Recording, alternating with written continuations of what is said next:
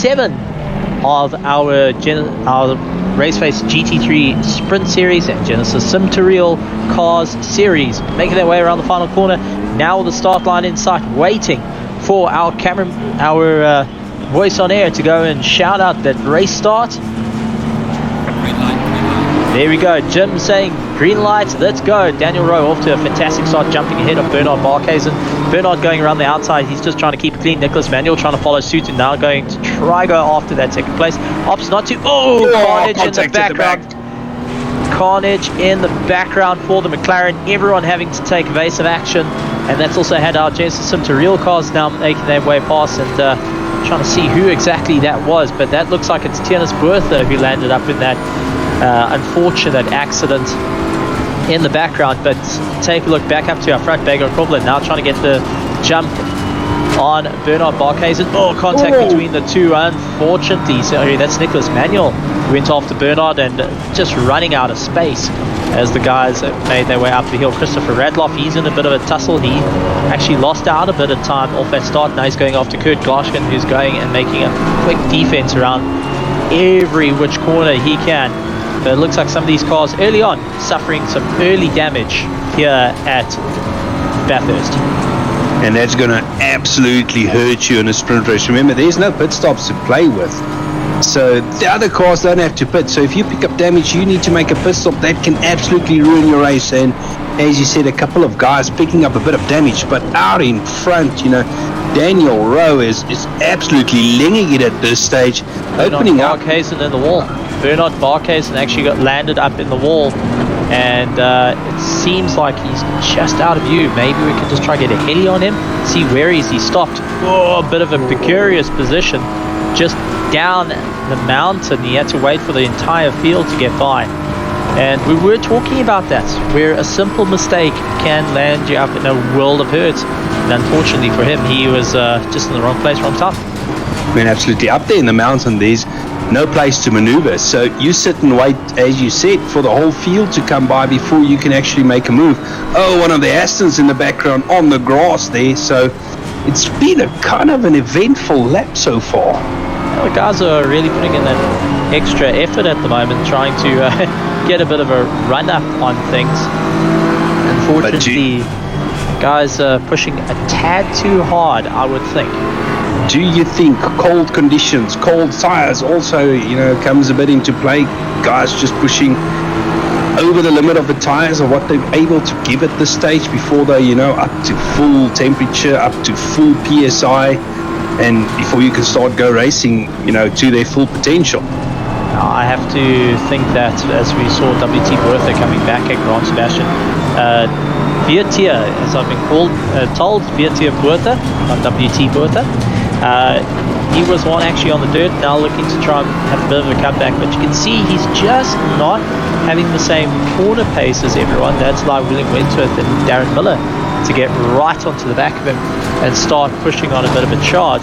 It seems like everyone else though starting to run line or stern at the moment as they look to just try and keep things in order. And take a look, Ryan Ottens, who is actually ahead of 2 GT3 cars at the moment as the lonesome TCRX car managed to break away. Now he's just trying to get a little bit of a jump on everyone. Richard van Heerden, you can see sustaining some damage to the front of his car.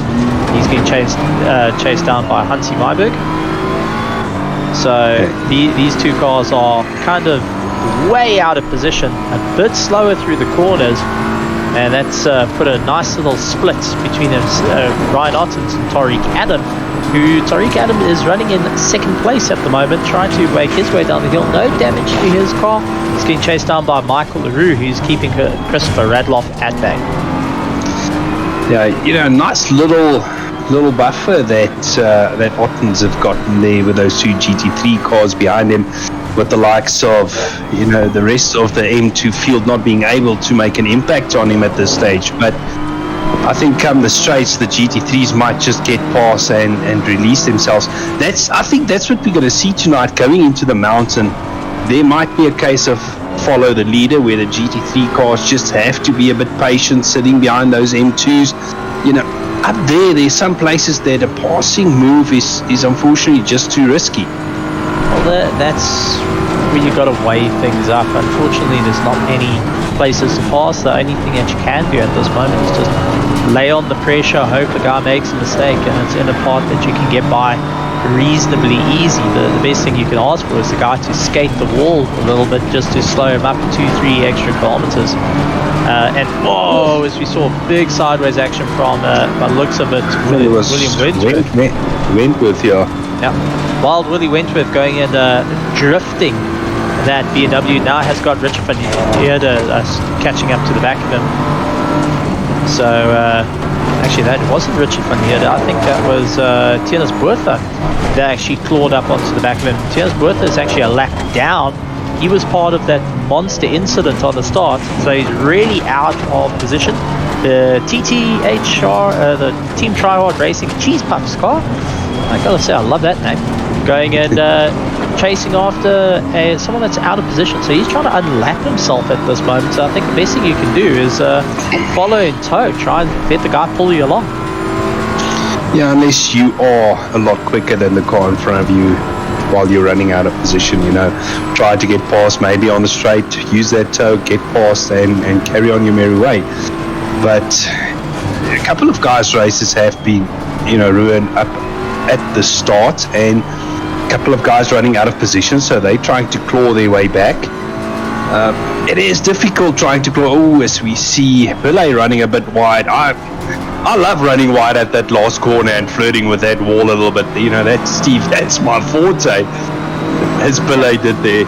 You've got to be so careful with it, as it can work in your favor. You can get a lot of speed, but at the same time you can land up in a world of hurt quicker than you can think of, and that's a couple of things that guys got to be so cautious of. We've seen guys just ever so slightly touching those walls and landing up with a small bit of damage to their cars, and it's slowing them up 2-3 kilometers.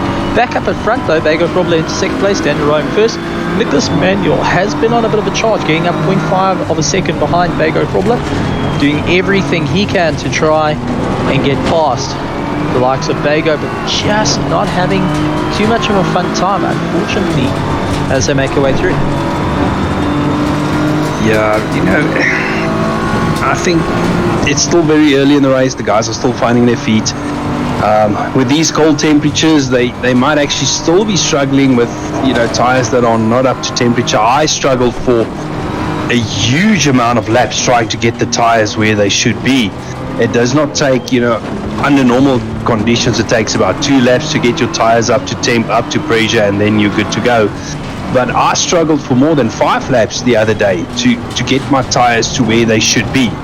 So, and the problem is, in these cold temperatures, if you lose a little bit of pace, those tires drop off very quickly. Then you need to start all over again trying to get them up to temp.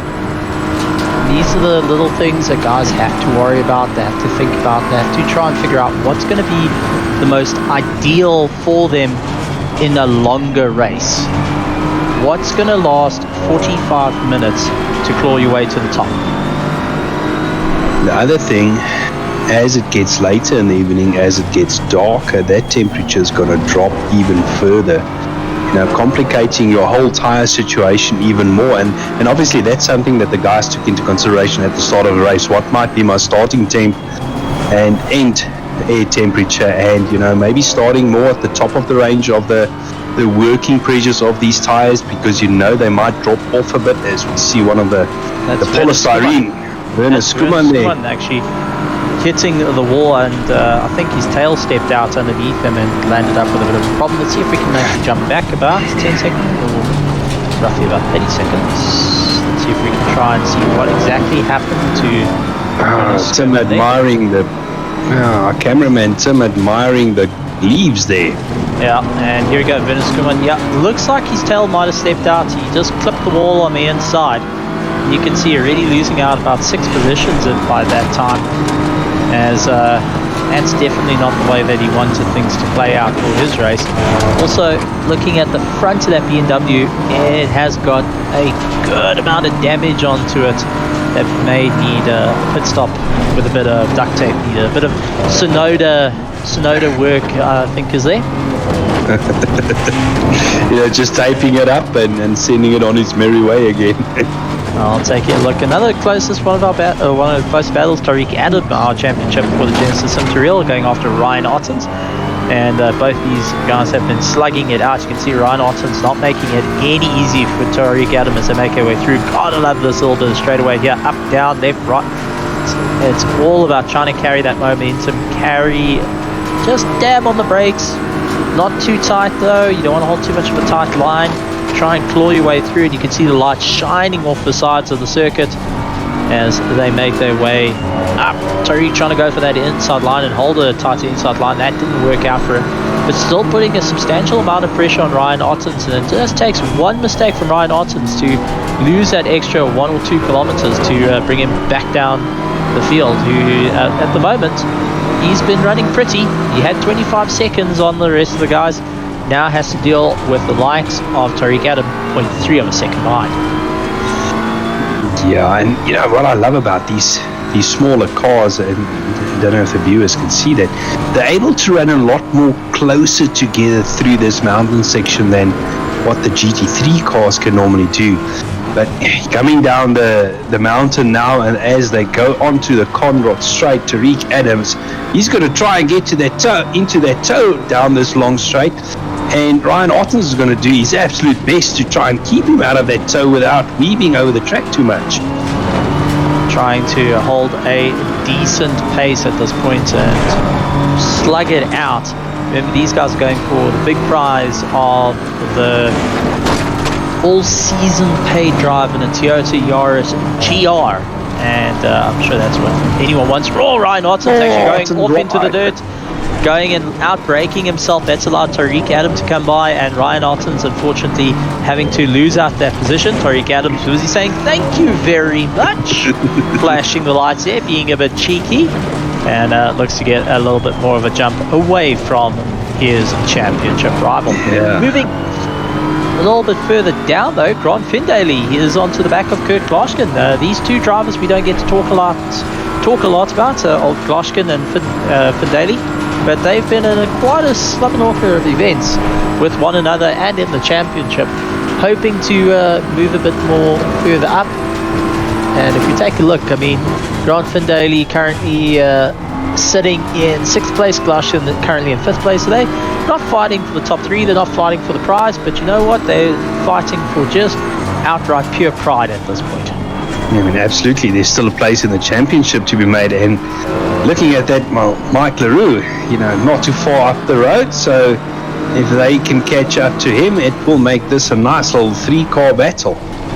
Turn it into well, let's make sure there's no OnlyFans account. And look in the background.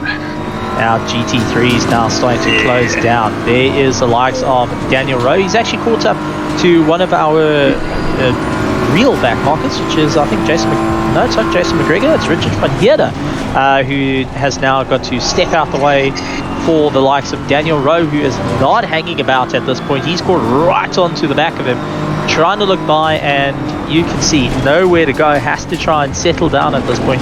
He's got a 3.6 second gap, but it's not enough to I wouldn't be far too comfortable knowing what he's got ahead of him as a train. And Bago Crawford closing by, knowing that Bago is going to be able to get them on the straight. Bago's rubbing his hands together. Daniel Rowe trying to go a little bit late on the brakes down into what I call the Bentley corner. Gets by a GT3. Now it's all about putting your foot flat and blast past these cars as quick as possible. Threading the needle a little bit. Grant Findaley going to the outside. He's busy saying, no, guys, you're going to have to try and get around me. Breaks him out of the toe ever so slightly as they claw their way through, which is, I mean, it's going to be a huge fight. Bago Krobler now trying to make his way through, and just making a nice clean pass there, and he's got the likes of Nicholas Manuel now has to get past all this carnage as well, and he's not going to have the luck of the big straightaway to do it. So gets past Grant Findaley.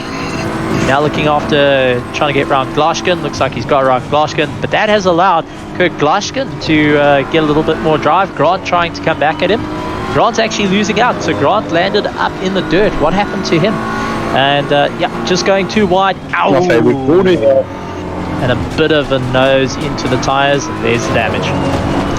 Now, Steve, on that lap, Daniel Rowe actually lost about 4 seconds to Bego Grobler because he caught up to the M2s in the mountain. And, you know, stuff like that can actually play a big part in this race. You know, you can build up a huge gap, and all of that can be taken away from you, you know, in the question of a third of a lap. That's at a blink of an eye, and as we saw from Daniel Rowe, had to do some risky moves to just try and put some spacing in between him. But I'm keeping an eye also on this little battle here. 9th, 10th, 11th also starting to make their way through. They're going to start catching up to our BMW M2s, our Genesis Materials. And with having the GT3s coming by, Tariq Adam has got a bit of spacing between himself and the championship rivals. But it's opened things up a little bit for the M2s, but closed things up for our BMW, our Raceface GT3 cars, as maneuvering around these vehicles is rather difficult. Especially in the mountain part. Oh, as we see, was it Miller in the background running wide Miller, that was Miller in the lonesome Lamborghini going and what would they say, foraging? No, you wouldn't be foraging, you would be grazing. He went grazing there, and I want to actually say very well done there. I mean, the back end of that Lambo could have stepped up very easily, as he's right on the back of Buerta now, which, you know, that M2 couldn't get past the M2 in time, and now he's going to sit in that slipstream down the whole of this Conrad Straight, try to make an impression on that Aston Martin as they go through the kink in a few moments' time, trying to, you know, get out that slipstream, maybe outbrake him. Is he going to make a move? He's trying to look on the inside. Well covered off by Buerta that time, and he lives to fight another corner. Yeah, but just taking a look at it, I mean, if we go and jump on board, let's go to Ryan Ottens, who's just currently dealing with a couple of GT3 cars, but I just want to go to their cockpits. Take a look, headlights ablaze. It is getting darker out there for everyone. That's the sight from Ryan Otten staring down Tariq Adam at the moment. If we go to Grant Sebastian, who's a little bit closer, he's going after the Sujin Pillay. Looks like they are catching up to the likes of Christopher Radloff, trying to get by. Visibility starting to become a bit of a factor for everyone. Yeah, as you can see there, he was just a bit late on the brakes there, and he's going to lose a bit of drive coming up the mountain here. But as you say, visibility is going to become a factor, because as you lose light, you're only starting to rely on taillights, and you're starting to lose that ability to distinguish between cars. Is it a GT3 in front of you, or is it one of the M2s? Now, I'm sure, you know, after a while you'll start getting used to the different type of brake lights, but, you know, it's difficult to judge that. Sujin getting boxed in, and that's allowed Grant Sebastian to get right onto the back of him. Got boxed in behind the likes of, I think it's Tariq Adam that's just ahead. So no, it isn't. It's Ryan Ottens, who is battling it out second in the championship at the moment. He's got two GT3 cars hounding him, while Tariq Adam has also got a GT3 car hounding him, and luckily just coming onto the straight.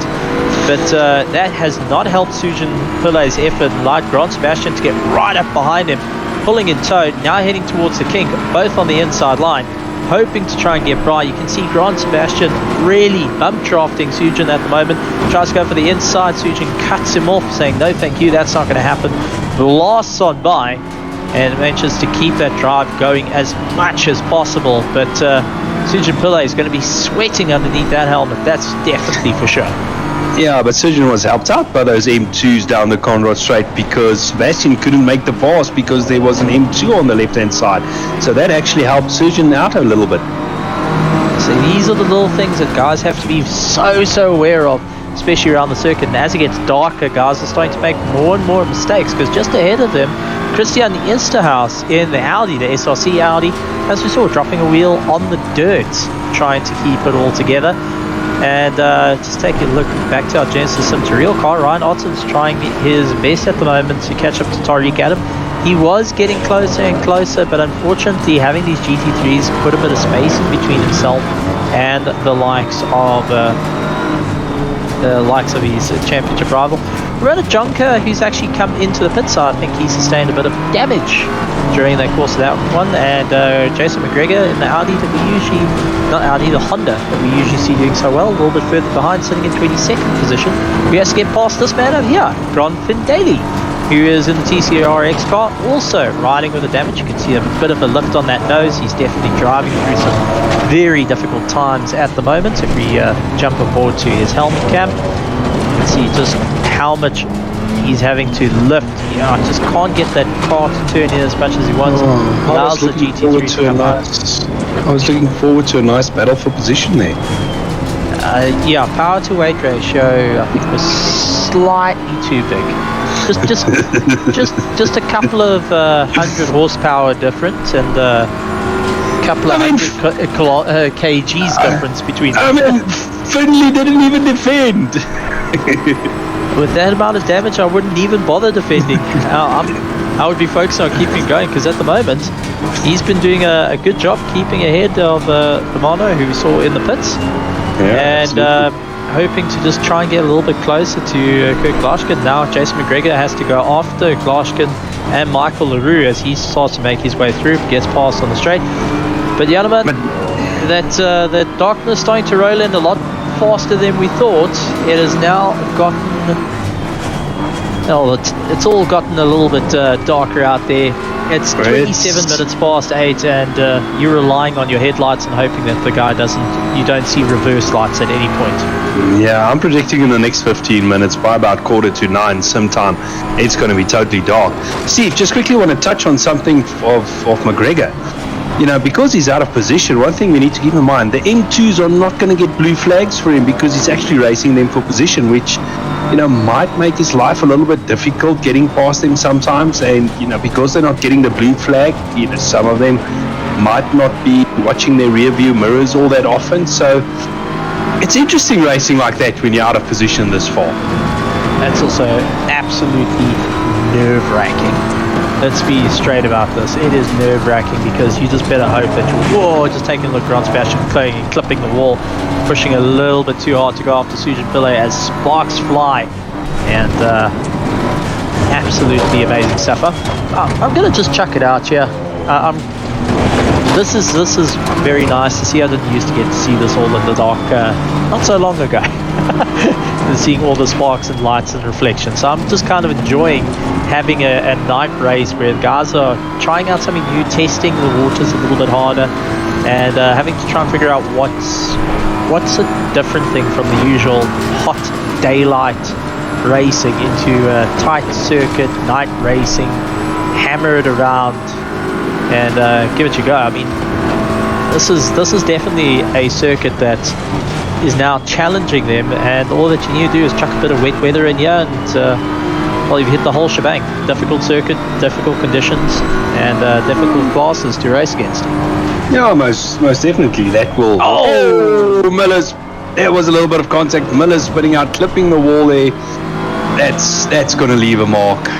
Now going and glancing into the side of Bertha, and we're going to see if we can just get the camera time to that.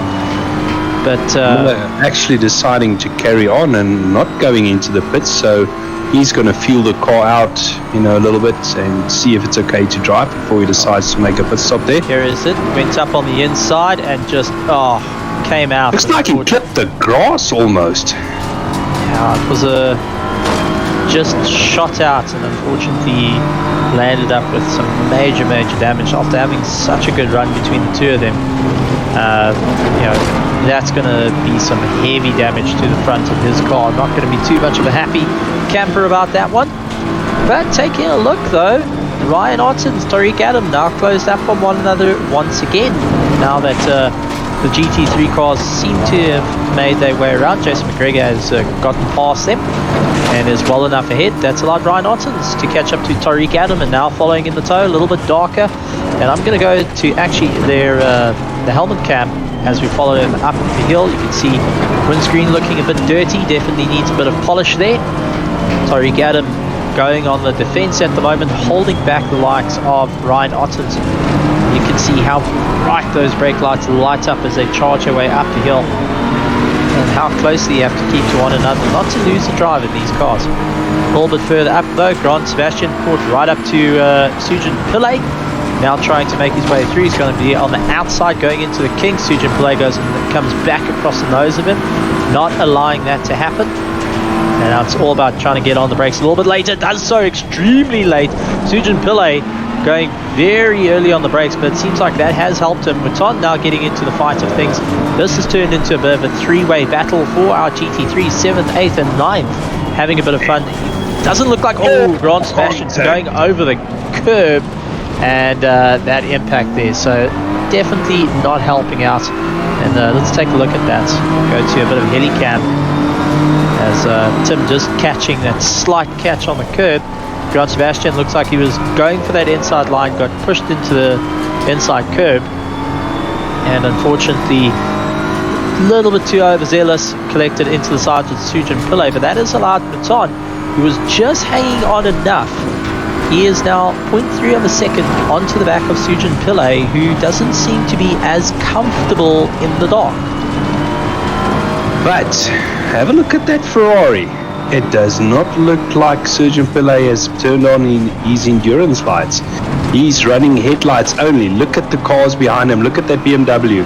It's got a lot more lighting on the front end than what that Ferrari's got. So, question, has Sujin Pillay turned on his endurance lights?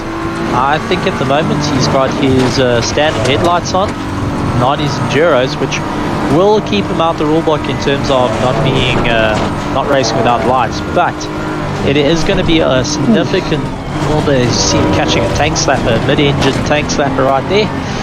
Quite famous amongst anyone that's got mid-engines. He's going to have to figure out what's going to be the best idea for him at this point. A little bit less bright than everyone else, but seems to be making do with what it is, but hasn't quite got the legs that he wants to have over the rest of the field. Yeah, that Ferrari looks a bit edgy in the mountain part, so don't know if he's trying to run less downforce and trying to get that top end on the straights, but he's definitely struggling a little bit with that car at the moment. You can see how wide he's actually going into the corner, actually slightly missing the apex. They come off that back straight, that Conrad straight, and it just seems to be battling out. But I think you're right, he's got a little bit less error to play with on the car, and that is allowing him to have a bit more of a difficult time. Mouton now having to deal with the like of Grant Sebastian, and as they try and slug it through. Well, let's go through who the field is and where they're currently sitting off with only 17 minutes and 36 seconds to go. Daniel Rowe up in first place, 7.2 seconds, just touching the wall there, to Vago Krobler. Nicholas Manuel 5.2 seconds behind. Henry Mayer 6.4 seconds behind. Maya Musa 9 seconds behind. Christian Esterhaus, Sujin Pillay, Pierre Mouton, who has now got Grant Sebastian 0.3 of a second behind him, chasing him down for that 8th and 9th place, and WT Werther lying in 10th place, making his way up the hill. And it seems to be a little bit of a difference where these guys are on the circuit. Taking a look where Mouton is, he's actually he's sitting about 3 seconds. WT Werther is a little bit further behind, and seems to have backed off ever so slightly. Roy stays in 11th, who is coming by now. Werner Skuman lying in 12th, 13th place. Darren Miller, followed by William Wild Wentworth, Richard van Heerde, Jason McGregor finally getting away from the TCR cars, but last in, well, second last. We've had, unfortunately, one retirement, Brent van Westhuizen of our GT3 class. First in our Genesis Sim Tariel, Tariq Adam getting chased down by Ryan Ottens, Christopher Radloff, Michael LaRue, Kurt Glaskin, Grant Van Daly, Ramona Jonker doing what he can to try and make up a bit of ground as well. And that is our field still ongoing in these difficult times, difficult conditions, heading their way through the mountain, the land down under. I can only just hear the lyrics in my head. That is rather unfortunate. Oh no, you're gonna stuck it in my head as well. That's fine. When we go race at Carlon, we will just start singing about, Mr. Rains down in Africa. Just chuck in another one there. Yeah, but now I think of that movie Kangaroo Jack. Slightly problematic thinking about that. Good thing wildlife isn't on the circuit, but I just want to point out the times here. Best lap time set by Daniel Rowe was a 2:01.5, which is 1 second off his fastest quality time. Bago Krobler 2:01.8. If we look at their times now in the dark, okay, now I remember it's this dark. Okay, it is. Yeah. This is difficult. This is difficult. For anyone that hasn't raced in the dark, do yourself a favor, go into single player, go and boot it up. It is a lot of fun to drive in the dark, but to drive on the mountain in the dark is not an easy thing. And taking a look at the likes of Daniel Rowe doing a 2:03.7, Bago Krobler 2:03.4 on his last lap time, Nicholas Manuel doing a 2:04.2. Henry Mayer, though, who is in 4th place, has done a 2:03.8, so he's actually kicked it up a gear. Now getting behind our BMW M2s, getting a little bit squeamish yet. Blue flags busy showing as they make their way by. And we also got Mahayat Musa, who's also done a 2:03. So the one person who hasn't done 2:03 at the moment is Nicholas Manuel, but he's lying in 3rd. He's just got enough of a gap. And when I talk about enough of a gap, I'm talking about 7.6 seconds that has come into play. And I think that was made going through the hill, not pushing too hard on the start, and utilizing the likes of our Genesis Sim to real cars to allow for that spacing to come into play. But in Henry Mayer's spot at the moment, he's lying in 4th, which means he's not maximizing the points for the championship that is needed to try and tie this over. He's now going to be running it straight to the end of the next race to see whether he has taken that championship position or not. I mean, absolutely. And keeping in mind at this current state, I mean, with Daniel Rowe, Bago Krobler, Nicholas Manuel, being in front of him. Now, those are the guys that's going to close up the championship. And at this stage, Daniel Rowe, the out-and-out winner, but I think he's a bit far back in the championship because remember, Daniel did not do all the races in the sprint series. He's currently sitting at 131 points, so he's a good 80 points behind Mayer. Yes, but this is exactly where he needs to try and pull his way through, where Mayer is actually getting hurt in this. But you got the likes of Bernard Barkhuizen, who is also way out of the points at this point, along with Jason McGregor, who's way out of the points. Those are the 2 cars that were ahead of Daniel Rowe. So maybe, just maybe, Lady Luck is sitting in his pits at the moment, and Murphy's been sitting in everyone else's pits. Going at this stage, I mean, Daniel Rowe is not that far behind Jason McGregor to make up 1 or so places in the championship. So at this stage, I don't know if Mayer is that much concerned, but the likes of Barkhuizen and so forth needs to be concerned about this late charge in the championship from Daniel Rowe.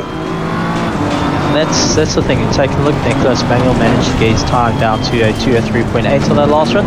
Sujin Pillay has got a problem again, hitting into a couple of back markers. And Christian Easterhouse just ahead of him, utilizing that. A little bit of rubbing is racing between the 2 of them, but Sujin Pillay now doing everything that he can to try and make his way through, carrying the pride of Ferrari at the moment, considering the recent good news for the Ferrari F1 team coming out the box. He's hoping to keep up that great motivation.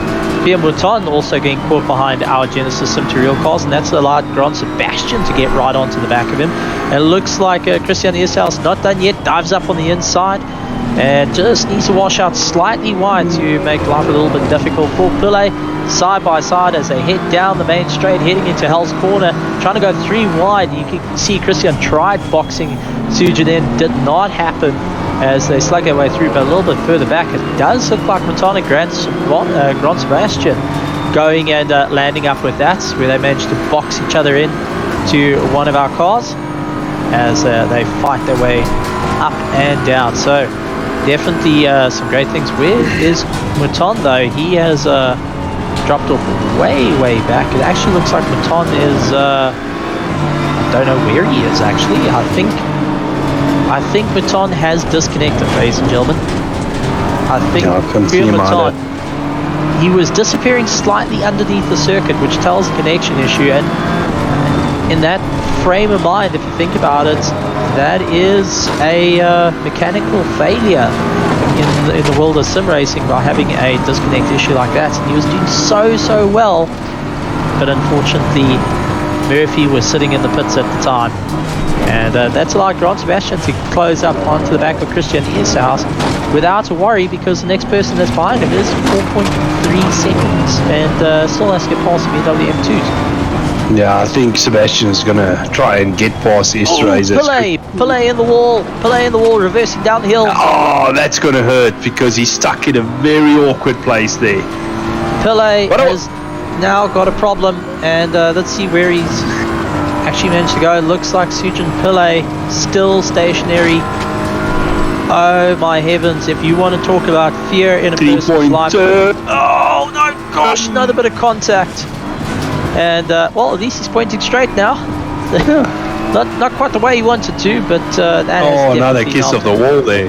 Oh, so I think he's sustaining quite a heavy amount of damage, but we just wanted to see where he stopped and how much space there was to play with. And looking at it, there wasn't any. As soon as he moved forward, anyone coming down that hill can't stand on the brakes hard enough to go for it, so they can't go for that pass. It's a blind corner, Steve. As you come around the right hand, I mean, you can't see the Ferrari until it's too late, and you know there's not enough time to react to it, unfortunately. So contact was actually inevitable there.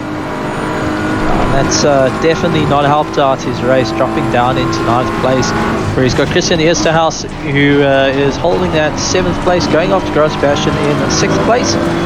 And unfortunate contact though has hurt Sujin Pillay's luck just a little bit in the race, and well, looks like he is just pulled into the pits. It looks like he's going to get a bit of work done to that car, limping it back instead of giving it up. And take a look at Darren Miller going over the curbs, coming back on. He is chasing down Werner Skuman as there's no tomorrow between them. Skuman just hanging on with everything he's got at this point.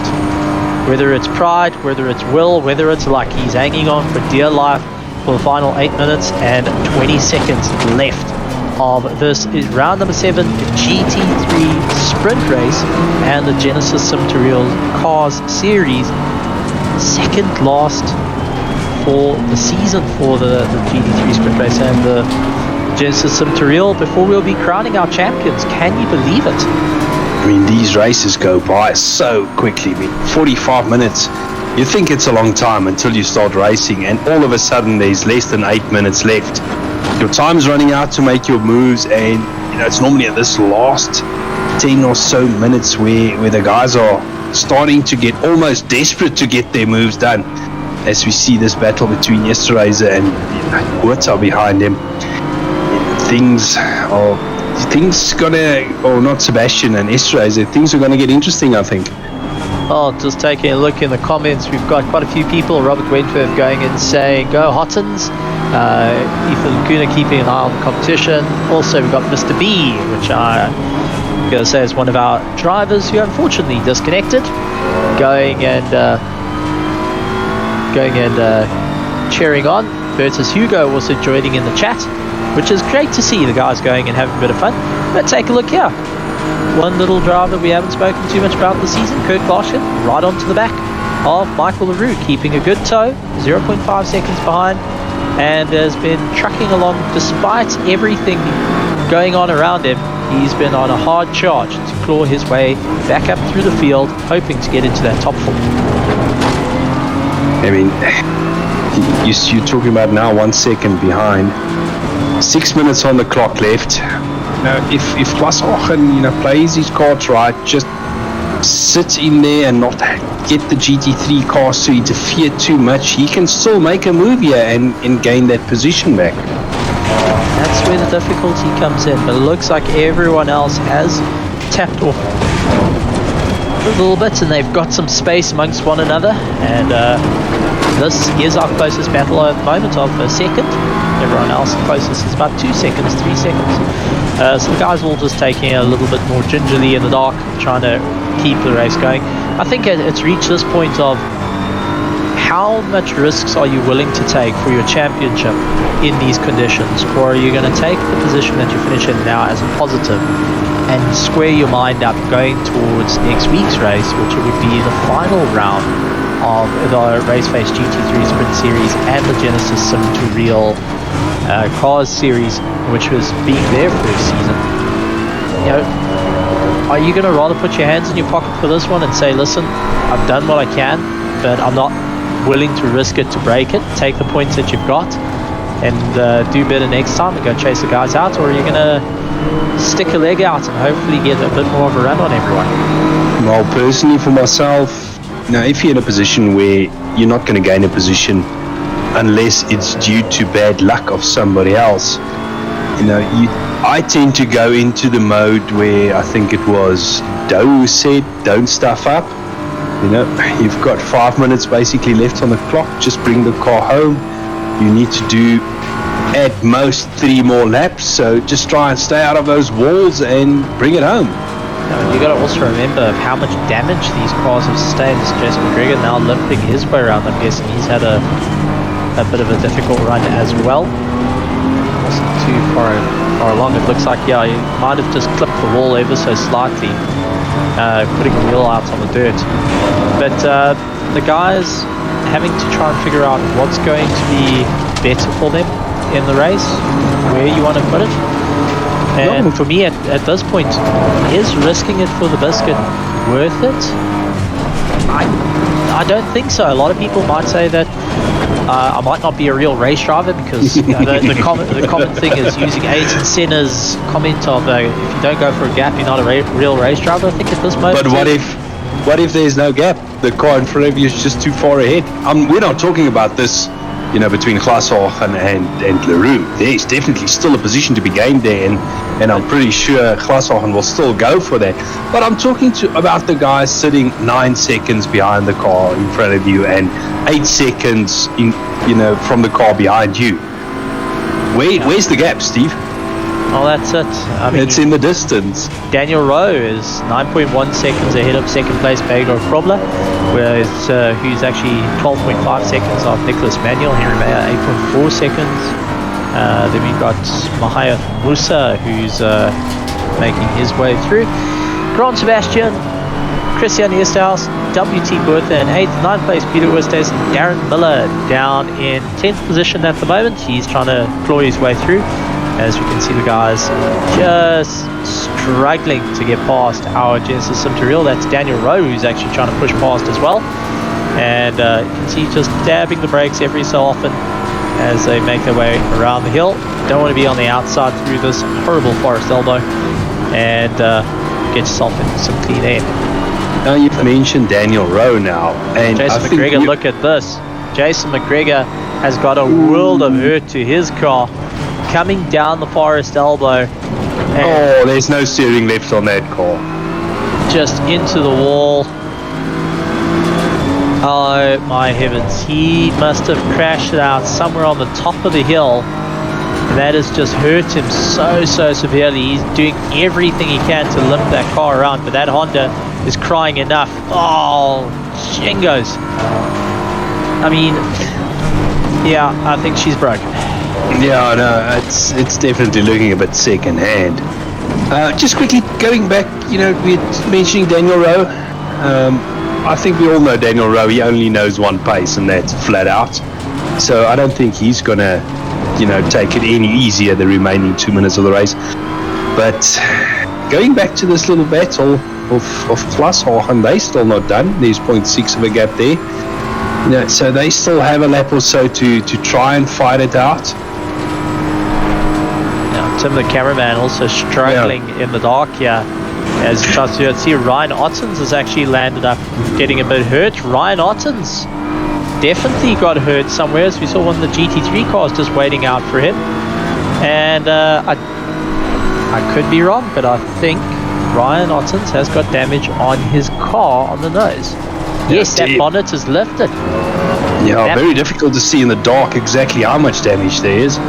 There you can see the crinkles on the bonnet cam, and you can see it's just not working with him at the moment. So unfortunately, by the looks of it, he had a run into one of the GT3 cars, which has actually hurt him really badly and knocked him out of contention for going first. Fortunate enough, 44 seconds left on the clock. I don't think Christopher Radloff will catch him, Christopher Radloff is 22.5 seconds behind, making his way down the forest elbow now. But the guys all running into issues. Peter Oosthuizen also same thing, landed up with a bit of pain as he is limping his way around with not much time left on the clock. Darren Miller had to slow up quite severely behind him. But this race over here has just turned into a last couple of corner sprint, and this is Kurt Gloshkin and Michael LaRue going after one another, looking to go side by side.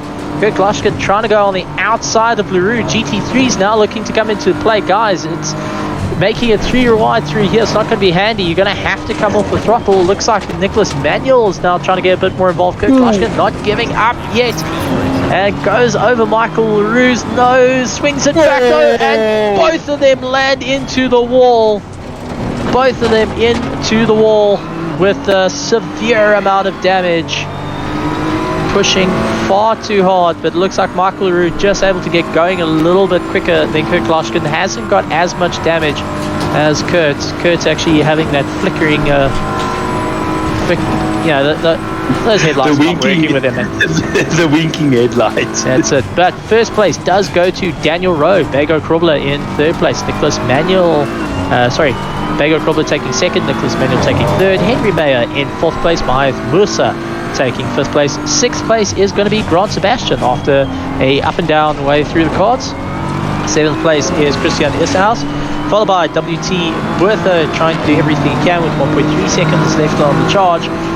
Is he going to have it enough? And no, Christian, no, please don't tell me you're starting to run out of fuel. Christian looks like he has backed off. Bertha lining side by side as they come across the line, so it looks like they just wanted to give it a photo finish there. Christian ahead of WT Bertha. Darren Miller finishing up in 9th place. 10th place, William Wentworth. Peter Oosthuizen in 11th place. Richard van Heerde in 12th. Sujan Pillay finishing up in 13th. First of our Genesis Sim to reel, though, still needing to come take the flag is Tariq Adam.